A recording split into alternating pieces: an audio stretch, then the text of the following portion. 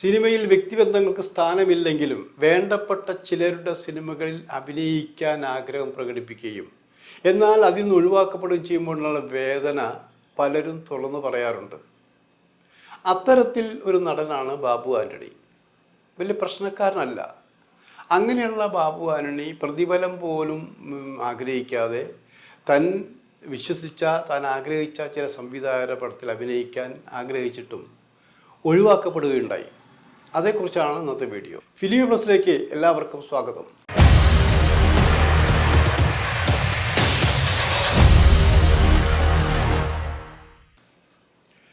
ഇന്ന് എമ്പുരാൻ ഇപ്പോഴും തിയേറ്ററിൽ ഓടിക്കൊണ്ടിരിക്കുകയാണ്.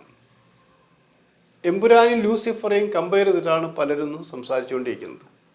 ചിലർക്ക് എമ്പുരാൻ മോശം സിനിമയാണ്, ചിലർക്ക് എന്ന് പറഞ്ഞാൽ അക്കൂട്ടത്തിൽ VIP എന്ന് പറയാവുന്ന മുൻ DGP ശ്രീക അടക്കം വളരെ മോശം അഭിപ്രായമാണ് ആ സിനിമയെക്കുറിച്ച് പറഞ്ഞിട്ടുള്ളത്. എന്നാൽ നല്ല അഭിപ്രായം പറഞ്ഞിട്ടുണ്ട്. ആര് അഭിപ്രായം പറഞ്ഞാലും പറഞ്ഞില്ലെങ്കിലും 250 കോടി രൂപ ആ പടം കളക്ട് ചെയ്തില്ല ഉണ്ടാക്കി എന്നുള്ള കാര്യം സത്യം മറക്കുന്നില്ല.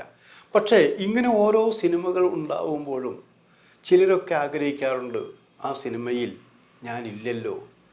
ഇത് ഓർക്കുമ്പോഴാണ് നമ്മൾ ജയരാജിൻ്റെ വളരെ പ്രശസ്തമായൊരു സിനിമയിൽ പ്രശസ്ത നടന്മാരാരുമില്ല. അതിലിപ്പോൾ ഉള്ള വിജയരാഘവൻ, അങ്ങനെ ചില ആൾക്കാർ മാത്രമേ ഉള്ളൂ. അപ്പോൾ അവർ ഒരു പോസ്റ്റർ ഡിസൈൻ ചെയ്തു മമ്മൂട്ടിയുടെ പടം വെച്ചിട്ട്. ഈ സിനിമയിൽ ഞാൻ അഭിനയിക്കാൻ ആഗ്രഹിച്ചു, പക്ഷെ ഞാൻ ഈ സിനിമയിലില്ല. ഇങ്ങനെ കുറേ പേര് വയ്ക്കുമ്പോൾ പോസ്റ്റർ പെട്ടെന്ന് കാണുമ്പോൾ നമുക്ക് ഇവരൊക്കെ ഇതിൽ ഉണ്ട് എന്നുള്ള ഫീലിംഗ് ഉണ്ടായിരിക്കും. പറഞ്ഞു വരുമ്പോഴാണ് ഞാനില്ല, പക്ഷേ ഗംഭീരമായിരിക്കുന്നുള്ളത്. അപ്പോൾ ഇവിടെ ഞാൻ പറഞ്ഞു വരുന്നത് പല നടന്മാരും നടികളുമൊക്കെ ചില സംവിധായകർ ചെറിയ റോള്, ഉദാഹരണം അടൂരിൻ്റെ പടത്തിൽ ഒരു ചെറിയ റോള് അഭിനയിക്കാൻ മിക്ക നടന്മാർക്കും താല്പര്യമാണ്. അതേ സ്ഥാനത്ത് അതിൽ കഥ എന്താണെന്നറിയില്ല, റോൾ എന്താണെന്നറിയില്ല. മമ്മൂട്ടിയൊക്കെ മോഹൻലാലൊക്കെ എത്ര പ്രാവശ്യം കഥകളൊക്കെ അന്വേഷിച്ചാലും ശരി, മമ്മൂട്ടി എത്ര പ്രാവശ്യം ചോദിച്ചാലും ശരി, അടൂരിൻ്റെ പടത്തിൽ അങ്ങനത്തെ ഏർപ്പാട് നടക്കുന്നില്ല. അപ്പം അങ്ങനെ ആഗ്രഹിച്ചൊരു സിനിമയിൽ നിന്ന് ഒഴിവാക്കപ്പെടുകയാണെങ്കിൽ തീർച്ചയായിട്ടും വിഷമമുണ്ടായിരിക്കും.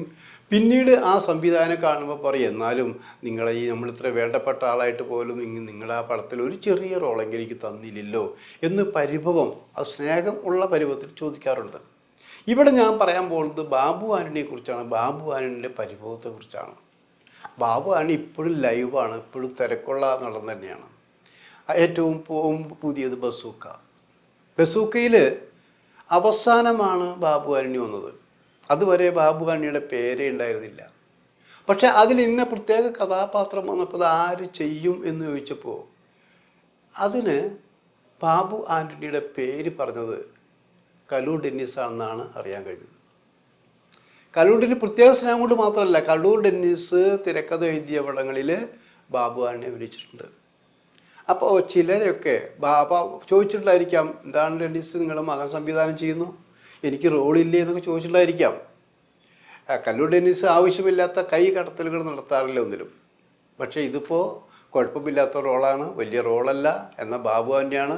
അത് എല്ലാവരും മമ്മൂട്ടിക്ക് എല്ലാവർക്കും ഇഷ്ടമായി. അങ്ങനെ ബാബു ആൻ്റണി വന്നു, ബാബു ആൻ്റണി ഹാപ്പി. പക്ഷെ ബാബു ആൻ്റണി മനസ്സിൽ ഇപ്പോഴും ഈ സൂക്ഷിച്ച് വെച്ചിരിക്കുന്നൊരു വിഷമമുണ്ട്. ആ വിഷമം ഈയിടെ തുറന്നു പറഞ്ഞിട്ടുണ്ടായി. വിഷമം തുറന്നു പറയുമ്പോൾ തന്നെ മുൻപ് നമ്മൾ ആലോചിക്കണം, ബാബു ആൻ്റണി വെറും ഒരു ആക്ഷൻ ഹീറോ മാത്രമല്ല, അതായത് കുറേ നല്ല സിനിമകളിൽ നല്ല കഥാപാത്രങ്ങളെ അഭിനയിച്ചിട്ടുണ്ട്. അപ്പോൾ ആക്ഷൻ സിനിമ മോശമാണോ വെച്ചാൽ മോശമായിട്ടല്ല, അതൊക്കെ ഒരു മിനിമം ഗ്യാരണ്ടി ഉള്ള സിനിമയാണ്. ഇപ്പോൾ ഭരതൻ്റെ വൈശാലി എടുക്കുക, വൈശാലിത്തെ കഥാപാത്രം എന്താ, ഇത് മനോഹരമാക്കിയില്ലേ. MP സുകുമാരൻ നായർ സിനിമകളിൽ നായകനായിരുന്നു ആയിരിക്കണം. അവിടെ ആക്ഷനൊന്നുമില്ല, അതൊരു അവാർഡ് ടൈപ്പിലേക്ക് പോകാവുന്ന സിനിമകളാണത്. അപ്പോൾ ഏത് തരമായാലും അഭിനയത്തിൻ്റെ വ്യത്യസ്ത ഭാവങ്ങൾ, മുഖങ്ങൾ അവതരിപ്പിക്കാൻ കഴിവുള്ള കരാട്ടെ ചാമ്പ്യൻ തന്നെയാണ് ബാബു ആൻ്റണി. വിദ്യാസമ്പന്നനാണ്. ഒരു പ്രൊഡ്യൂസർക്കും തലവേദന ഉണ്ടാക്കിയിട്ടില്ല, ഒരാളുമായിട്ടും വഴക്ക് കൂടിയിട്ടില്ല. അങ്ങനെയുള്ള ബാബു ആൻ്റണി പരാതികളും പറയാറില്ല. പക്ഷേ ഈയിടെ ഒരു പരാതി സ്നേഹരൂപത്തിൽ പരാതി പറയേണ്ടി വന്നു. കാരണം പൃഥ്വിരാജിനെ മടിയിലിരുത്തി സന്തോഷിപ്പിച്ചിരുന്ന ഒരു കാലം ഉണ്ടായിരുന്നു, സുകുമാരനോടൊപ്പം അഭിനയിച്ചിരുന്ന കാലഘട്ടത്തിൽ. അത്രയും അടുപ്പമുള്ള ഒരു ചെറുപ്പക്കാരൻ സംവിധാന രംഗത്തേക്ക് വരുമ്പോൾ തീർച്ചയായിട്ടും നമ്മളൊക്കെ ആഗ്രഹിക്കും എന്തായാലും ഞാനുണ്ടായിരിക്കും. അങ്ങനെ ബാബുവിന് മാത്രമല്ല, അങ്ങനെ പലരും പല സിനിമകളിലും അങ്ങനെ ആഗ്രഹിച്ചിട്ടുണ്ട്. എന്തായാലും എനിക്ക് റോൾ ഉണ്ടാവില്ലേ, വെറുതെ ഒരു റോളും നായകനാവണ്ട എന്നൊക്കെ പറഞ്ഞ പോലെ. അപ്പോൾ ലൂസിഫർ അനൗൺസ് ചെയ്തപ്പോൾ ഏറെ പ്രതീക്ഷയോടെ തന്നെയാണ് ബാബുവിന് ഇരുന്നത്. കാരണം ലൂസിഫറിൻ്റെ ഏകദേശം കഥകളെല്ലാം കേട്ടു. ഒരു ആക്ഷൻ മൂഡുണ്ട്, മിനിമം ഗ്യാരണ്ടിയുള്ള പടമാണ്, കാശ് കിട്ടാവുന്ന പടമാണ്. അപ്പം അങ്ങനെ വരുമ്പോൾ ഇത്രയും നിറയെ കഥാപാത്രം ഉണ്ടാകുമ്പോൾ തനിക്കും അതിൽ ഒരു റോൾ ഉണ്ടാകുമെന്ന് ബാബു ആന്റണി ആഗ്രഹിച്ചു പോയി. ഈ ആഗ്രഹം രണ്ടാമതൊരാളോട് തുറന്ന് പറഞ്ഞില്ല. എപ്പോഴെങ്കിലും വിളിക്കും, വിളിക്കാതിരിക്കില്ല എന്നൊക്കെ വിചാരിച്ചിരുന്ന് ആ പടം പൂർത്തിയായെങ്കിലും ബാബു ആന്റണി വിളിച്ചില്ല. അടുത്തേൽ വിളിക്കും ബാബു ആന്റണി വിചാരിച്ചു. കാരണം മനഃപൂർവ്വം എന്നെ ഒഴിവാക്കേണ്ട ആവശ്യമില്ല, ഒരുപക്ഷെ എനിക്ക് പറ്റിയ റോൾ ഉണ്ടാവില്ല, അങ്ങനെയാണ് വിചാരിച്ചത്. പക്ഷേ ലൂസിഫർ കയറി കൊളുത്തി അങ്ങോട്ട് കത്തി കയറിയപ്പോൾ ബാബു ആന്റണി പറഞ്ഞു ആ റോള് അതിലൊരു ചിന്ന റോളെങ്കിലും എനിക്ക് തരാമായിരുന്നു. ആഗ്രഹിച്ചു പോയി. സിനിമ കണ്ടതിന് ശേഷം പറഞ്ഞതാ, സ്വയം പറഞ്ഞതാ. അപ്പോഴും ഒരു പരാതിയുമായിട്ട് ആരെടുത്തും പോവില്ല. ചിലപ്പോൾ ഇതേ കുറേയും കൂടിയും വലിയ രീതിയിൽ നല്ല കഥാപാത്രത്തിൻ്റെ രണ്ടാമത്തെ ഭാഗത്തിൽ കിട്ടാൻ സാധ്യതയുണ്ട്. കാരണം അവിടെയാണല്ലോ മോഹൻലാലും കൂടി കുറച്ചും കൂടി സ്ഫോടനാത്മകമായ രീതിയിൽ അഭിനയ ശൈലിയും രംഗങ്ങളും ഒക്കെ ഉണ്ടാവുന്നത്. അപ്പോൾ 3-3.25 മണിക്കൂറുള്ള സിനിമയിൽ തീർച്ചയായിട്ടും ഒരു റോൾ ഉണ്ടാവുമെന്ന് വിചാരിച്ചു. അതിനും കാത്തിരുന്നു. അപ്പോൾ വിളിക്കാതിരുന്നപ്പോൾ എന്ത് പറ്റി, അതും ഒരു വിഷമമായി. സഖി കെട്ടിപ്പോൾ ബാബു ആന്റണി തുറന്ന് പറഞ്ഞു എന്താ പറയുക, മനുഷ്യൻ ക്ഷമിക്കണതിന് അതിരൊക്കെ ഉണ്ട്. അങ്ങനെ ഉണ്ടെങ്കിലേ ക്ഷമിക്കണതിന് അതിരുണ്ട്. കാരണം ആ ചെറുപ്പക്കാരൻ്റെ സിനിമയിൽ ഒരു ചെറിയ റോളെങ്കിലും അഭിനയിക്കാൻ എനിക്ക് താല്പര്യമുള്ളതാണ്. പണം പ്രശ്നമല്ല, റോള് വലുതാവണമെന്നില്ല. പക്ഷേ ആദ്യത്തെ സിനിമയിൽ വിളിച്ചില്ല, രണ്ടാമത്തെ എമ്പുരാനിലും വിളിച്ചില്ല. അത് വിഷമുള്ള കാര്യമാണ്.